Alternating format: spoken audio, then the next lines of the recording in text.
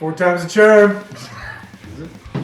I don't know. It's not the same at all. That's not how it goes. I missed this thing by a whole number. Here. It's a whole digit off. What's happening, party people? Welcome to Punchboard Party. My name is Daniel. This is Father Greg. We are here talking about our top 100 board games of all time for 2022.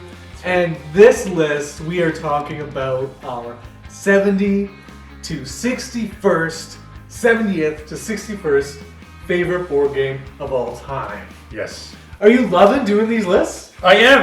Now we're getting into the actual good stuff here. Now these are like games that I rate at least a 9. These are we're getting into the the rest of the stuff was like this game's okay, but now we're getting into proper good stuff here. The other stuff was just garbage that we felt the need to kind of fill space with. That's right. It's hard to make a top 100, You know what? All things considered, though, our lists are pretty good. And people kind of like the lists that we're putting together. So thank you, party people, for commenting down below, for engaging with these videos, for kind of encouraging us to keep going along. We got our first comments saying this list is really heating up, so we want to keep that fire going, man. I'm excited. So it's a similar sentiment to what you're saying, is that now we're kind of into some better things. I'm really excited about these 10, actually. For sure, there's some good games on this list. Yeah, so I'm quite excited. Well, why don't I kick us off this time? Go for it. And you're going to like this one. This is Hadara.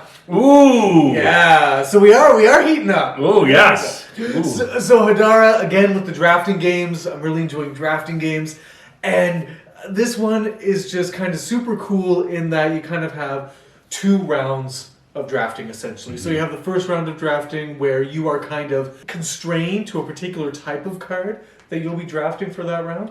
And then cards of that type will put in discard piles, so there's going to be a bunch of discard piles around. And in the second round of drafting, you can draft from kind of any discard pile that you choose from. And so it's kind of like you see what you want kind of slipping through your fingers, but then you get the chance to go back around and get it again. And I think the thing that makes this game particularly fun is just all the cards that you keep getting throughout the ages in this game just keep on piling on top of one another, and things just keep on getting more and more powerful. You keep on getting more and more stuff. There's just this feeling of kind of excess, this feeling of just like plenty and bounty, as well as this really interesting decision between what you're going to do in the moment when you're kind of more restricted, and then what you're going to do with kind of your freedom. So I really like that about Hadara. I do like Hadara. Yeah, good. Slick. Very good. My number 70 is a game about dice and curing them. And this is Dice Hospital. Wow, I've never played Dice Hospital. It's been on my list on and off. Yeah, so it's a fascinating kind of idea. It's the theme's a little bizarre in that you don't really want to.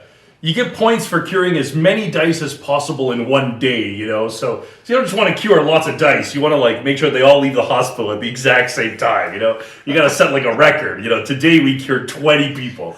But Seems excessive. But it's great because you get these dice and the pips indicate how bad they are. Guy comes in with a 6, he's fine. He's just got a little cold. But comes in with a 2 and he's got a broken femur and he's in some danger. And so you send him out to the different wards and you have cards, and it's kind of like not a worker placement, but you're kind of placing these I guess it's a worker placement. You're placing workers, and each worker modifies the pips of the dice. Some you want them to be all in straights, or you want them to be the same number or the same color, and so on. And it's a great little theme, and the base game works really well. There's a series of expansions. Some of them I think are good. Some of them are okay. It's kind of a modular sort of expansion. So it's kind of take it or leave it. But the base game is solid experience. I like it. So basically there's a pool of dice that are all being rolled? Is that what's happening? Yep, and then you're kind of drafting. Each dice get placed onto an ambulance in a kind of order. Okay. And you take a particular ambulance, and those are the dice that show up in your hospital. Okay, and then you have to triage them.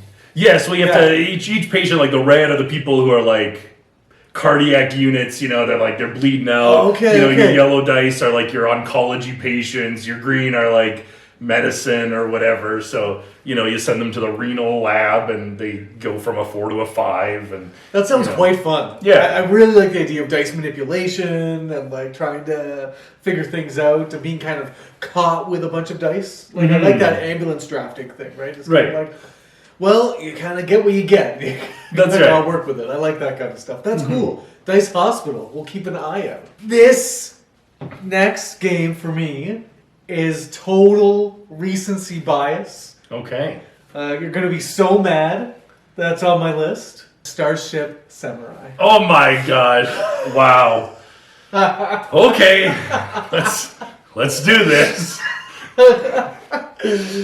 Starship Samurai is on this list because it is everything that I hoped it would be. It is just like kind of frenetic space combat, swingy, super cool samurai mech ninjas and like spaceships that you put out onto a board, and kind of there's different regions. There's like separate boards that you kind of put together. Each represent a region or a planet.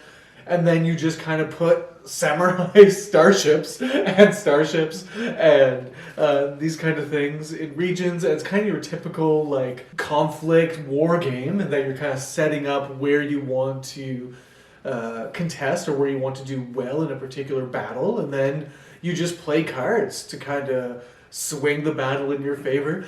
What I really, really, really enjoy about the game is that it has this really unique action selection mechanism where there's 4 actions that you have, and every player plays the exact same 4 actions throughout a round, and it's like drawing cards, collecting money, deploying spaceships, these kind of things, standard things. But you're going to do all of them during your round, but you have 4 kind of markers, number 1 through 4, and they're going to indicate how much power you give to that particular action. So like one round, my deploying infantry and stuff could be a really powerful action, but I just draw 1 card. Or vice versa in another round. So I really like that you're dealing with the same kind of move set as all the other players, but you get to kind of decide how much you're going to go in to which area or not. And I think that really creates a nice foundation for what is otherwise just a really swingy kind of Ameritrashy battle game. Yes, like, if you fun, so it is fun. You hate it unless you like feeling like you've completely got a location completely down. There's nothing that anyone can do, and then they play 1 card, and the whole of the situation changes, and you are instantly furious. But that's a good choice. Well, oftentimes there are a few games that we own in common. Not too many though. A lot of times, if Dan owns a game, I don't feel the need to get it. At least when we were living in the same city, and now we are again. But right. I make decisions the same way now too. That's right. But there was one game that you owned, but I went out and purchased anyways. And that's It's a Wonderful World. Yes, of course you did. So 69, it's a great little. I like it. It's a card drafting game. You're drafting these cards, and you get these. Each card, when you build it, it has a cost to build, and once you build it, it gives you more stuff. It gives you more cubes, and there's like 5 different colors of cubes, and you're just putting the cubes on different tracks and so on. But it accelerates very quickly. Like the first round, you might be able to build 1 card into your kind of your kingdom or whatever. But by the end, you've got 18 blue cubes that you have no idea what to do with. So it's a game that accelerates very, very quickly and has kind of a sort of not so far distant future kind of theme to it. So you're kind of developing these scientific technologies and going exploring for weird artifacts from ancient history and so on, Atlantis and different things like that. But just the way that it kind of works together, I think at a number of different players works fine. It's also one of the few games that I don't think has ever done this, but that sees different player powers as making the game simpler rather than more difficult. So when the difficult side has everyone starting out the same, whereas like the beginner side has everyone starting out with different player powers. So that's just interesting kind of philosophical difference in board game design. Right. And the reason for that is one of my favorite things about the game, and it's the way that the game scores. Is that it's not like you're just going to get points because you built a particular building in your empire, but your empires or your buildings and things that you build, they're going to give you either certain colored resources for other types of buildings that you've built whenever they activate, or they're going to give you victory points for having certain colored buildings or generals or financiers or these kinds of things. And so you can play this game for the first time and do very poorly because you just thought that if you build stuff, you would do well. And that's not necessarily going to be the case. Really love this game. You'll see it again. All right, my 68. And I'm kind of surprised that it's this low. Actually, this is one of my kind of like not Elysium. No, not Elysium, but this is one of my like if I would have just made this list without using the pub meeple, this probably would have been closer to the top than it is. This is Dice Town. Dice Town for me is just an excellent, again, family game, play with anybody game, borrowing ideas from poker. So you have a bunch of dice that have different kind of poker faces. It's not one-for-one poker, but basically you're trying to make poker hands out of these dice, and it's generally comparable to regular poker. And basically, on your turn, everyone's going to roll their dice at the same time, and then you get to keep a die for free on your round, but you can pay $1 for every additional die that you want to keep from that roll. And then everyone's going to roll again, and you're going to keep on rolling until one player has rolled all of their dice, and then everybody else gets one last final roll. And so Yahtzee style-ish, you're trying to make your own kind of best poker hand. When you have the best poker hand, you're going to be able to get property at the kind of end of the row. There's a big strip, kind of like a typical Western like town, and there's different stops along the way, and the people with the most die of that particular type are going to get a bonus as you go along the way. So you're going to be able to maybe steal cards from other players' hands, or maybe you'll be able to go to the general store, which will give you cards that have special abilities, and maybe you'll go to the river and be able to sift for gold, or maybe you'll be able to rob the bank. And anyway, lots of stuff that you can do along the way. So it's, do I want to get the best poker hand, or is there a particular action that I really want to do this round? And basically you just kind of keep on playing that through until all the property cards have been dealt out, and then you see who has the most money between money and gold and property and all this kind of stuff. There's these special cards in a deck, and there's one card that's a horse, and it's an 8-point card. And this is, I think, why I love the game so much, is because I've had so much fun game after game after game after game, just watching this horse card go from player to player to player to player as people keep on stealing from one another. Excellent. I think I'm actually surprised that this game is as high as it is for you. I didn't realize you liked this game anywhere near that much. Really? Yeah.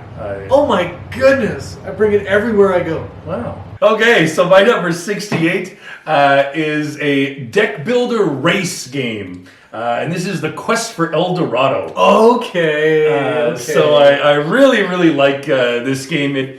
I like it because a lot of deck builders are just kind of like aimed towards like a certain point system. You play until you hit some thing, until some pile runs out, or until some goal is reached. But here you can kind of see exactly what you're doing. You're going on this trail, and you see what kind of things you need. You need certain cards to get through forests, and you need certain cards to get over lakes, and you need certain cards to get through like these gold spots, and you need certain cards to get around mountains and different things like that. And so you can kind of see like, okay, I'm going to need a bunch of, tree cards at first, and then I'm going to need to switch out my machetes for some chopper planes, because I'm going to need to kind of start sailing. And yet there's this great little thing where there's this whole wide array of cards, but once you exhaust one pile of cards, like there's not many cards in it, you get to like choose which pile comes down next into the sort of market stall.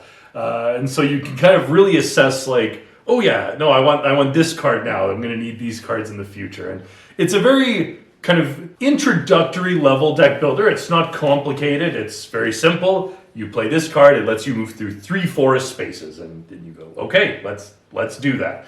But it's a race. You're just trying to get to the end of the temple at the end of the way, and it's it's just delightful. A little race style deck builder. Right, I struggled with this one, man. Like, wow, this is gonna be on my list. I can see the appeal. The theme is really fun. It is an introductory deck builder. It has a lot going for it. But that explanation you gave right at the beginning was a great explanation. You want these kind of cards, and you want these kind of cards, and you want these kind of cards. I just didn't get that. And I struggled, and I got stuck. Quest for El Dorado. I do love a good Dr. Knizia game. Yes. All right, 67. Just going for the common fare, you know? Okay. Splendor.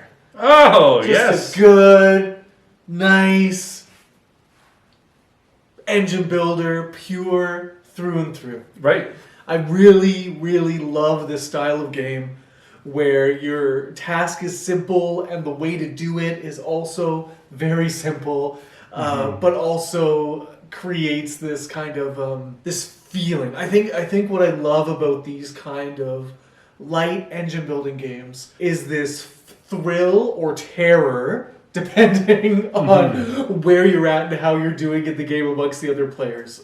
You see on the table the card or the cards that you need to get in order to further your particular strategy, and this feeling is telling you that you need it and that you will murder anybody who gets it before you. And just living in that tension and seeing it get taken and being so frustrated, or being able to get it for other people, being so relieved. That's a hallmark of these style of games that I really appreciate it. Splendor does it really, really well. And again, for me, just a really bland Euro theme is fine by me. That's right. Nothing fancy about the theme. Fine by me. And the nice kind of hefty poker chips that you get to play with, that just feels good. And yeah, I just love that idea of being able to finally purchase a card with some gems, and then that card now acts potentially as a gem of that color that you have permanently that can add to the gems that you're spending like currency. Really cool. Fun game. If you have not played Splendor yet, I'm surprised, but get out and try it because it's really good. And again, a game that you can kind of use as a gateway game for a lot of non-gamer friends. Yes, I don't think this game made my top 100, but I was at a board game cafe with someone who was, I would say, around 12 years old, was in our group, and I think we played like a game, maybe a Ticket to Ride. He was like, I got this, I was like, well, why don't we try Splendor? And he like immediately fell in love with the game. I think he like went out and bought a copy on his way home or something. It just really went over well. And for somebody who's never been introduced to that kind of idea of like engine building, like that as you go along, all of a sudden you've got all these cards that are allowing you to purchase these higher, more expensive cards, and that kind of eye-opening, like, oh, I see, is really a neat thing. Yeah. Okay, my 67 is a type of party game, I guess. I think most people classify it as a party game, and that it can be played with lots of people. There's a bit of kind of a social deduction element, and that is Deception Murder in Hong Kong. Okay. One player is the murderer, and all of the different players have some type of weapon in front of them. They have like 4 different weapons and 4 different like clue cards, just random, I don't know, a piece of gum that they have in their pocket or something like that. And so the murderer picks one guy to be the murderer, and then subsequently chooses whatever the murder weapon's going to be and whatever the clue, and everyone else has to try and figure out, who the actual murderer is. But through these really kind of bizarre tiles, there's this player who acts as like the disembodied voice of science. I don't know, like he can't speak, but he's like, he was murdered in the morning, and you're like, what the hell does that mean? And so you have to figure out like, well, which of these weapons could probably have been used in the morning? I don't know, like, well, okay, maybe he was killed by a garden spade because somebody was gardening early in the morning. I don't know. So you try to figure out with these really like obtuse clues, sort of what the murder weapon could be, and it just always goes over well. It's a bit of a dark theme, but it's good for a large group if you want something that's not totally silly, but enough of a game there to intrigue some at least decent gamers. Well, I played this once, and it was a long time ago, but what I really enjoyed about it was the opportunity for false accusations. Right. It just really is ripe for, like, it has to be you because you have that in front of you, and that lines up with what they just said, and, like, totally, like, ripe for people going down rabbit holes and, like, just yelling at people and yelling at one another. Well, you have the statue bust. You could totally have bashed someone's head in with that. Like, really great for that kind of banter and fun. And also distracting from any other actual deduction that should be happening at the time. So very good. So my, 66? This is Ticket to Ride Nordic Countries. Okay. So I kind of had Ticket to Ride Nordic Countries stand in for... all of the Ticket to Rides. All the Ticket to Rides for me. And so... I just really like, and you know what? If I were to have been honest and like flipping things through, this still would have been much higher than the other versions of Ticket to Ride for me. Okay. So first thing about Ticket to Ride Nordic Countries that it wins is it has normal sized cards, and I know Europe also has normal sized cards, but Nordic Countries has normal sized cards, and it's actually a good game. So that's hard. That's why I like Nordic Countries. No, or Europe. So the two.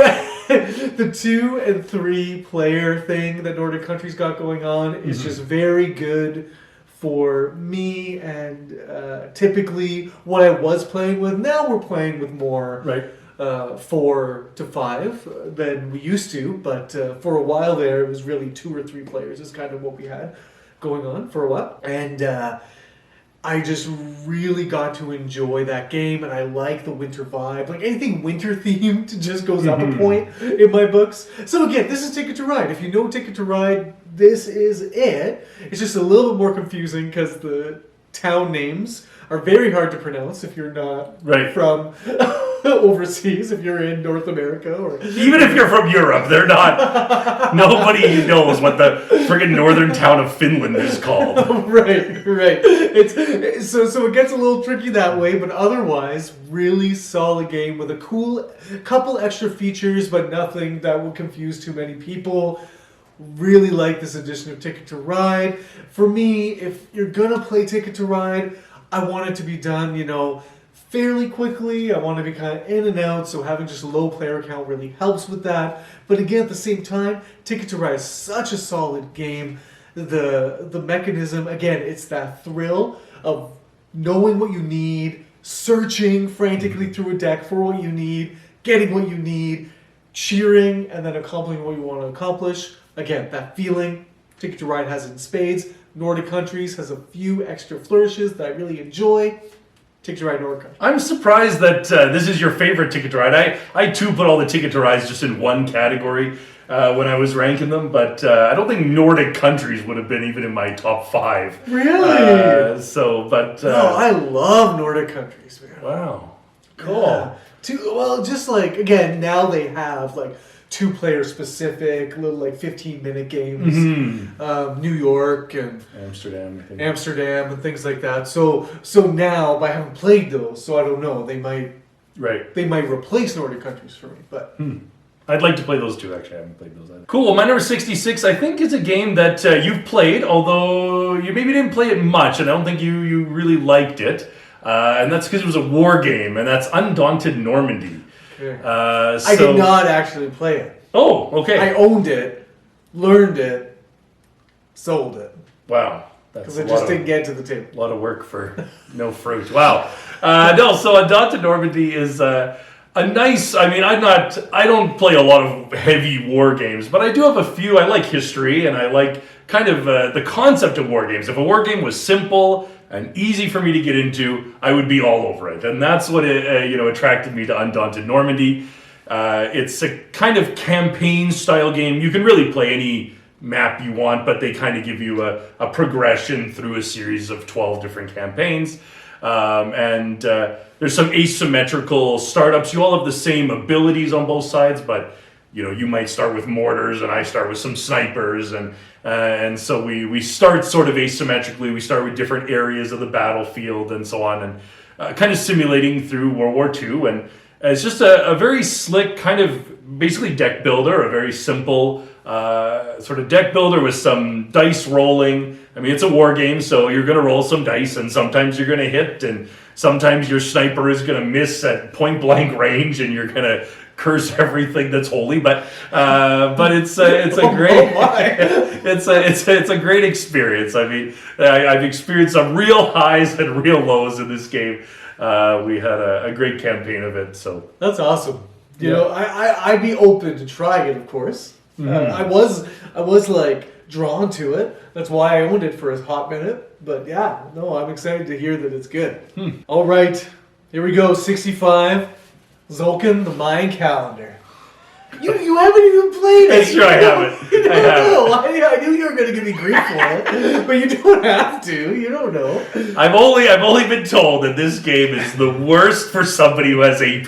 Well, and that could be the case, but like the person who we mutually know, who also watches these videos, who says they hate it, I feel like they would like it now based on the other games that they've played since. They might like. So we need to revisit this. So here's the thing about Tzolk'in that I really enjoy. Yes, it's fairly heavy, but I think nowadays people would call this more medium heavy than heavy strictly.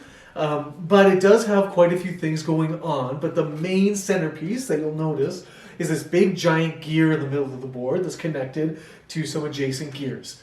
And so each turn you're going to turn this big gear, and it's going to turn these kind of minor gears. And the minor gears are basically worker placement spaces that rotate. And so you put a worker kind of at the beginning of a gear wheel. There's a starting spot kind of thing where they can go, and then the gears turn. And the longer you leave a worker on a spot, the better the benefit that worker is going to produce for you in that particular category. So it could be like artifacts, these crystal skulls, and the longer you stay, you can get another crystal skull, or it can be just resources like wood and corn and this kind of stuff. And the further you go, the more of those things you're going to get. So you're just waiting, hoping that's all going to work out. But on your turn, you must either place a worker or take a worker back. And so at some point, you'll be out of workers, and you're going to have to take a worker back. And they might not have gotten where you wanted them to get to, or you might have miscalculated, and so you can't take two people off at the same time. So like one guy's going to overshoot where you want it to go. That's it. Like that is why this game is so excellent, and why I love it so much, is just this kind of precision that you need to kind of calculate where you want your guys to be. The game that I won of this came in just like I was making decisions kind of on a hunch, but I needed things to work out very specifically, and everybody was where I needed them to be when I was able to take them off. I was like, yes. So the other cool thing about this game, though, is that you can use your resources to purchase these kind of technology tiles, which you always have to feed your workers at the end of a round, an annoying mechanism in Euro games. But there's technology that allow you to kind of either have that reduced or ignore it completely. So there is some light engine building where you get to sort of secure yourself with some ongoing help that you can kind of ignore some of the more annoying aspects that you have to take care of in the game while you're doing the things that you really want to be doing to get the most points. And of course, those tech tiles also come with points. Really enjoyable game. I think everything comes together beautifully. I think it is just a really well-oiled machine. Definitely, of course, paved the way for things like Teotihuacan and Tikanu, and it's that kind of design team, but a really good foundation for that style of game, and one that I think is more accessible for people now. So if people are kind of intimidated by those games, try Tzolk'in. I think you'll really enjoy it. My number 65 is a two-player game, also centered around a historical event, and that is Watergate, the Nixon administration scandal. It's asymmetrical, very asymmetrical two-player game. One player plays Nixon and his cronies, kind of trying to stop the truth from coming out, and the other player plays the reporters who are trying to unearth him at every foul turn. And I love this theme. Right. I love this theme. I love Frost Nixon. That movie's great. I love President's Man. This is good. Right. I've never played this game. I want to. So it's very different. Like you're doing very different things. It has the kind of card play. the kind of card play echoes like something like Twilight Struggle or something, where you can play a card for like a point value or what the card actually says. But it has this neat thing where when you play the card for its written ability, you remove it from your deck, and so you'll be removed from the game. You won't see it again, and so some cards have really good point values. So you kind of like want to keep those cards in your deck because you want to reuse them. You want to put them in your discard and then bring them back into your deck and see them show up again. Whereas the cards that are like worth 1 point, you want to get rid of those cards. You want to figure out a way to like use those written values so you can, use the card for its written effect and then just discard it, get it out of the game, and like move on. And now your deck is better. And interestingly, I've seen. I think in my experience, I think Nixon is the easier player. I usually introduce, if I'm teaching this to you, I give you Nixon, okay, and I play the reporters. I am Mark. But yes, but I found that there's an interesting kind of like divide on BGG as to like some people think that like the reporters are so overpowered, and other people are like, no way, Nixon is way overpowered. Okay, so I think there's a kind of, it's not like, clear. Yeah, depending on who you ask, there's definitely, everyone will say there's a different side that's better, and that's what I like. Cool. Looking forward to it. Nice. One of these days. This is going to be the theme as we go up on this list of just like, Father Greg is going to talk about games that I haven't played, which is great, and why I love having him on the channel. Because we get to like talk about a bunch of games now. Right. It's not just on me to try and play everything and talk about them. Okay, my number 64 is a classic, man. The Resistance. Ooh. Yes. So this is on the list purely from just like entry into the hobby, trying to figure out games, people playing the Resistance, kind of inviting me to join the table, playing with a full complement of 10 players. Being like, what is this? Coming from like a lot of like retreats and things in my youth, playing a lot of like Mafia and things like that, but like just having that in like a really streamlined system is just beautiful for me. So like what I love about the Resistance is just that simple kind of mission theme where there's someone who is kind of the mission leader, and they choose however many people, depending on what mission or what round of the game you're on. They're going to select people to go on the mission with them. And then the mission just plays out based on resolving a card. So everyone throws a card into the mission, and it's either going to be a pass or a fail for the mission. And so everyone has been designated to be a good guy or a bad guy at the beginning of the game. Close your eyes, open your eyes, look who your partners are, these kinds of things. And then all of a sudden you have to deduce based on how these missions are going, whether they're passing or failing, and who's been on those missions, who are the bad guys or who are the good guys. And so the bad guys are trying to hold out without being caught long enough to fail the majority of the missions, and the good guys are trying to figure out who they are. And so there's not a whole lot of game here standing in between, again, that whole idea of like accusation. It has a goal, like this style of game has a goal, and the Resistance, I think, accomplishes it without any excess. That's right. Like it's just trims the fat. Like how do we get the most fun out of this style of werewolf experience? Yes, I was on a field trip, like a bus trip, kind of a mission trip, and we were stuck in like, or at least I was stuck in a bus with like 60 young teenagers, and your favorite place to be. We were there for hours, and it was a long bus ride, and I pulled out the Resistance, and we must have played, I don't know how many times we played this game, like we accomplished hours, we passed by hours of time just playing this game over and over and over and over and over again. Players would switch out from the back of the bus to the front of the bus, and like the groups would just change, and yeah, every one of them really enjoyed it. A really great way to establish trust among a group of young people. That's right. Jump straight into accusing them. It's beautiful. That's awesome. Wonderful. My number 64, I like mystery sort of games. I like solving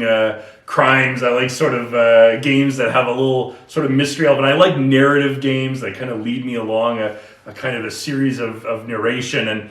And this one fits well into that genre, and that is Chronicles of Crime. Okay. So this is a game that has an app dedicated to it, which I'm always kind of on the fence about like app games. Sometimes I like them, sometimes I don't. This one works pretty well. Yeah. What's neat about it?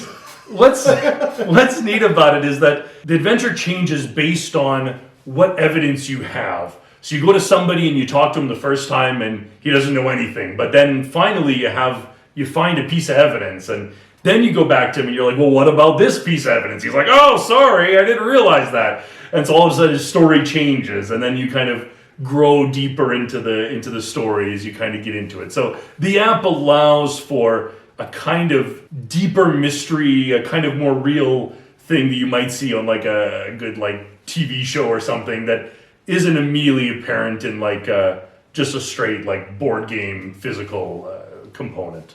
It can live a little bit. Yeah, it can come to life. So I don't like this game at all. I played it once. I played the tutorial. I just felt like I was waving my phone over the board and that it was just very deterministic of like, I didn't feel like there was anything clever that I was doing apart from seeing, will this person give me what I'm looking for? No, okay, well this person, yes, okay. And just kind of going around like that. And again, I understand that other missions would have brought in more of that, like, need to be clever, so I need to, like, hold my horses, don't hold my judgments, but for now, I'm just saying I don't have a whole lot of interest, although these subsequent releases, I'm really drawn to the cyberpunk as a theme, and so the whole cyberpunk edition, this new edition that just came out for it, I'm like, okay, I can give it another try, I guess. Yeah, the Millennium series is kind of an interesting one where they have different time periods, 1400, 1900, and 2400. So you can kind of fight crime in each of these different areas. You're right, some of the cases are not as good as other case-based games. I think other case-based games might have a stronger...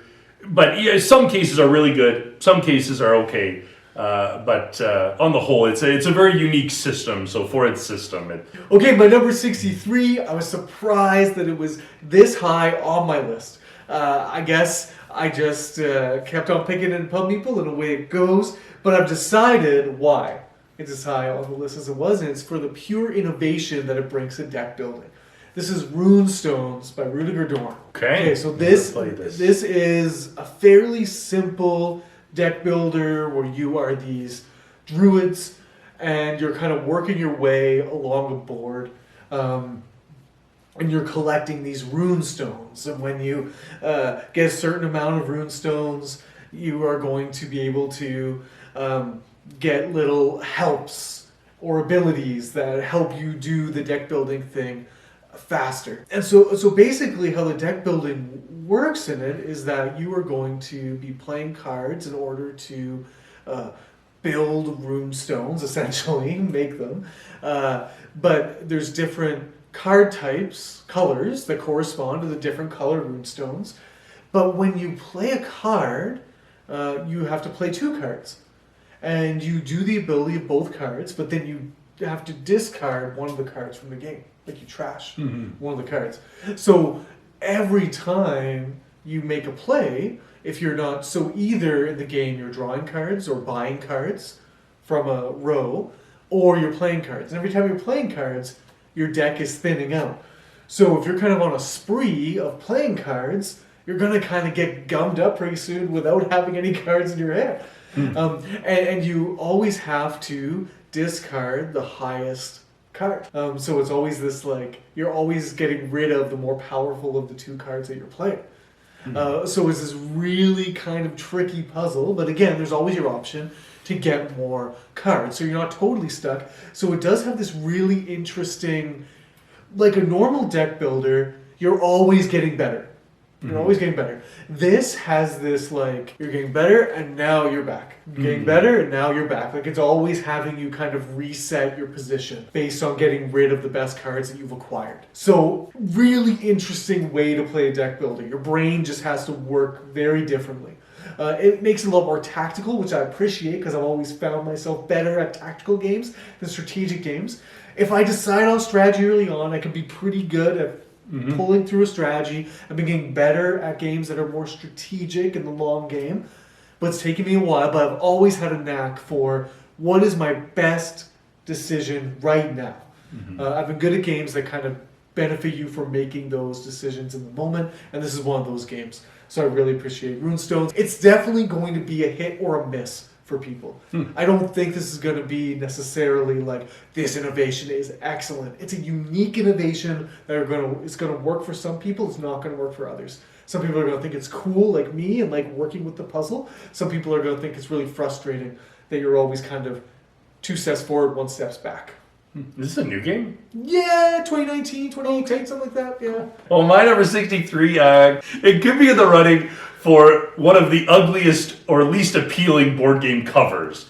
If you saw this game in the store, there is no reason why you should ever be taking this game Here home. it is! It looks terrible. I don't know if it's what you're thinking of. Oh, really? Okay. This is Subdivision. No, not what I was thinking, but you're right. So ugly game. I like Bezier Games designs generally, and of the kind of the trilogy of sort of city-ish building games, this is I think my least favorite of the 3. And so yeah, Subdivision. You're placing these tiles onto this board. The tiles themselves are not that aesthetically pleasing either, but you're placing them on the board. You're placing some schools and some parks and some businesses, and you're placing these little wooden sidewalks and trying to join everything up. And but it has this kind of puzzling mechanic where when you place a tile, you don't do anything, but when you place a tile, certain tiles will activate other tiles. So you place this tile, it does nothing for you right now, but then you place a tile later on that activates everything in this line, or everything that's adjacent to this thing, and you're like, oh, well now I get to do this. And the goal is to activate some of those tiles as many times as you can. So there's a really kind of puzzly thing of like, oh, but I've already surrounded this. How can I activate it again? And you just can't. But it's got a really interesting kind of cool mechanism. It works well with lots of players. Like you're just kind of picking a tile and passing them along. So it's fairly multiplayer solitaire. Like you're really just kind of focused on your little board. You really have no care about what anyone else is doing. The board game, the board box makes it look like this is an excruciating adventure into city planning that is going to like keep you up all night. And it is. The game is great. All right, 62. This is a recent one. This is Seven Wonders Architects. Okay, yep. So I really, really enjoyed Seven Wonders Architects. I thought it did exactly what it wanted to do and bring kind of the feel of Seven Wonders to a more family-friendly version. Some of you might say that Seven Wonders is already a family game. Why did it need a lighter version? Father Greg and I, we both agree that it's a little tricky to teach the original Seven Wonders to new players. It's not necessarily intuitive. So Seven Wonders Architects having something that's a little more family-friendly, something that's a little more tactical. You're actually building your wonder. You have the wonder that's in a few pieces, and you are able to flip it to its constructed side so you kind of see it as building. And basically, like, this is again a simple drafting style game in the realm of Sushi Go, maybe a little more than Sushi Go, but not much. Yep. Where you just have the choice between drawing a card that's a mystery from the middle deck, from the central deck, or you can draw a card from the pile to your left or the pile to your right. The cards are similar to Seven Wonders type cards. There's money type cards, there's military cards, there's points cards, there's science cards, and so all of the kind of regular things that you find in a game of Seven Wonders are here, but again, just pared down to its simplest common denominator of how that could work. And I think everything works really well. I like how the conflict works. Every time someone drafts a military card that has horns on it, you flip one of the peace tokens over to its conflict side, and there's a certain number of them depending on player count, and once you flipped all of them over, then you resolve a conflict, and that's when you see how many you have compared to your neighbors, and then you're going to get points accordingly. So again, everything is like that. So every category of Seven Wonders just takes a simple way of doing it and makes it into a nice polished system where you are racing to build your wonder first, and whoever builds their wonders first wins. Don't pass go, don't collect $200, just away you go. This plays, 15, 20 minutes. Very short. Very short, very quick, and just good. So it accomplishes, again, what it set out to do well. Some people, you're not gonna think that you need a lighter Seven Wonders in your collection. That's fine.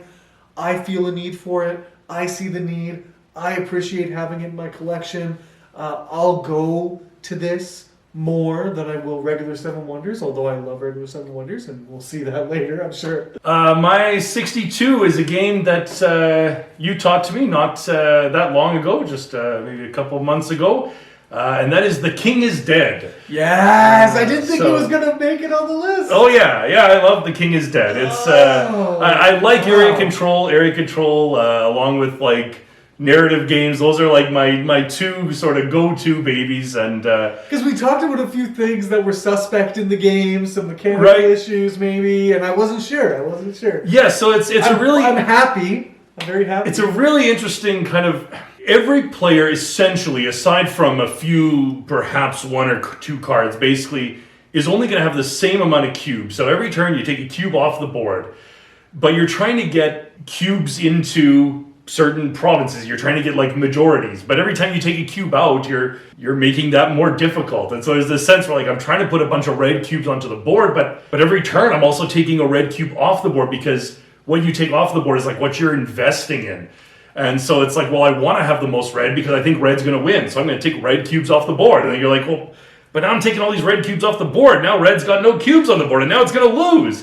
This is terrible. And so you're constantly in this kind of pull and push of trying to, orchestrate how these cubes sort of fit onto the board. And then you're playing these cards that are allowing you to move cubes or take cubes from this supply and to kind of put them on the board. Or there's this one really annoying card that just kind of comes out of nowhere and just like wins a game, and you just kind of keep it on you. That one's kind of annoying. But other than that, the game... I've won twice with that. The game sings really, really nicely. It's got a beautiful little tension where it's like, I want to go in for this guy, but I also don't want to go in too much. Otherwise, I'm actually hurting the people that I'm like fighting for. I think the thing that's excellent about this game is just the teach. The teach is so excellent when you see the look on people's faces as their eyebrows furrow and they kind of are realizing what they're about to get into, because it's very interesting. You're going to have 8 cards, and that's all you're going to play, and you're not necessarily going to play all of them. You probably will, but you might not. And so it's just like, everybody's just going to play 8 cards, and they're going to move cubes around the board, trying to get majorities for things. But the brilliance of the game is that on your turn, you're either going to play a card or you're going to pass. And then once everyone passes, then you resolve the next contested region. And then that's going to be resolved. You'll kind of declare what color has won that region, and then you're never going to touch that region again. That's not going to be worried about. The brilliance of knowing when to pass, and if you pass more often than other players, then you kind of have stockpiled some cards to be able to use later in the game, which can give you a significant advantage. So it's this really cool balance of striking while the iron is hot, or just kind of waiting. And being able to kind of make some bigger moves later on. Here we go. The last 2 games for this section of the list, 70 to 61. We are rocketing through this list. We're really enjoying what we're doing here. And so we're going to bring it home for tonight. I'm talking about Scoville. Okay. Yeah. Scoville. Little hot peppers. Little hot peppers. So this game makes it on the list because of 2 personal things in my life. I love spicy food. I love hot peppers, so just the theme was there. It was made for me. And when I figured out that it was actually a good game, I was happy about that too. Because I love me some spicy chili. So the second reason I love this game is that my wife bought it for me for my birthday. My birthday is just a few days after my wife and I's wedding anniversary. So on our honeymoon, we played Scoville together quite a bit. So it has a major sentimental value for me too. So keeping things spicy for Sarah and I with Scoville. Making some ghost peppers. Making some ghost peppers, baby. The game itself is good. Like, it definitely, I don't know if it would have made the list apart from those things in my life, but it really is an excellent order fulfillment game with a neat kind of puzzle that you're playing throughout the game. So on your turn, you're going to be able to plant a pepper of a particular color in this garden, and then they kind of they fit into these nice little slots on the board, and so you have these peppers that you match up. And then there's kind of just this color grid, this graph that says, you know, if this color is breeded with this color pepper, then this color pepper is breeded with this color pepper, then they're going to make this color pepper. And so you're going around. You have this farmer, and every player has their own farmer piece that you can move a certain number of spaces, and they move in between two peppers, and where they land, they'll breed those peppers together, and you'll get what they get. But now you can block other players with your farmers, so it can get a little sort of mean. You could be like, well, I can get what I want to get by going here, but I can also get what I want to get by going here, and that will block Father Greg from being able to get to where he wants to get to. And so it can get a little mean, it can get a little dicey, but it also has the power grid thing where you kind of bid for turn order. Right. You're either going to plant peppers first, or you're going to breed peppers first, or harvest peppers first. And so you kind of want to be able to know what you really need to be doing from round to round. So I like the breeding of the chilies. That's fun. Yeah, it's a good puzzle.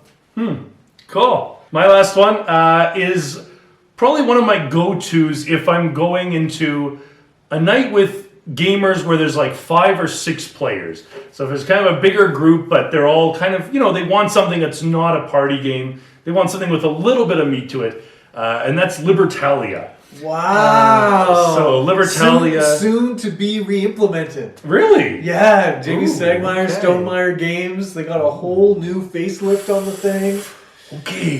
Yeah, okay, they got animals, airship pirates. Oh, that's weird. It's a thing. Okay, never mind. So Libertalia, what I like is that it's also not that bad to explain because you have a deck of 30 cards, but at least on the first round, you only draw 9 of them. And so you only have to explain 9 cards to everyone. You're like, okay, all you need to know are these 9 cards. The other like later rounds, we're going to pick up like 6 more. I'll explain those when we get there. But like, so it's kind of like, I like games that you kind of teach like sort of progressively throughout the game. So it kind of like, here's 9 cards, here's what they do, cool, let's start. And you're just playing cards, you're trying to get some loot, you're trying to get a bunch of players, and it works great if you have more players, like I think 4, 5, 6, it kind of hits its stride in. And so you want to play it with, like the full complement, and then the next turn, everyone starts out with the same 9 cards, but then the next turn, you've each held on to 3 cards, and they're all different. So then you add 6 cards. So now we've got mostly the same hand, but there's a little bit of difference. You've still got some cards that you've held on to. And then by the time we do that the third time, now there's a kind of like nice sort of asymmetry that's sort of built up between us. So just a really few really good mechanics. This is like my go-to for that sort of a crowd. That's awesome. I've never gotten into this, and I'm excited for the new edition. I think it's going to be really good.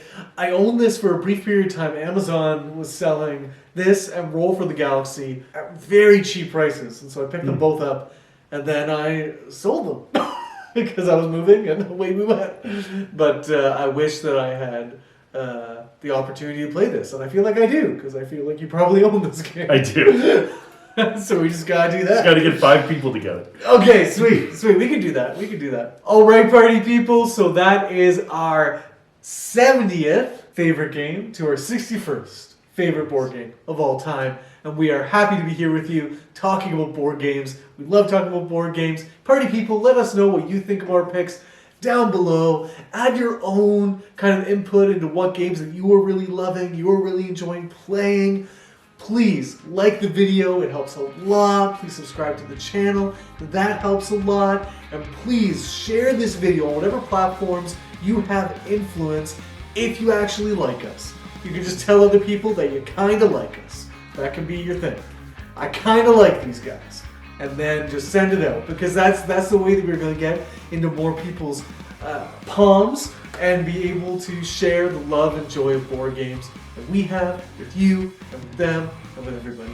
So until next time, party people, have the best day.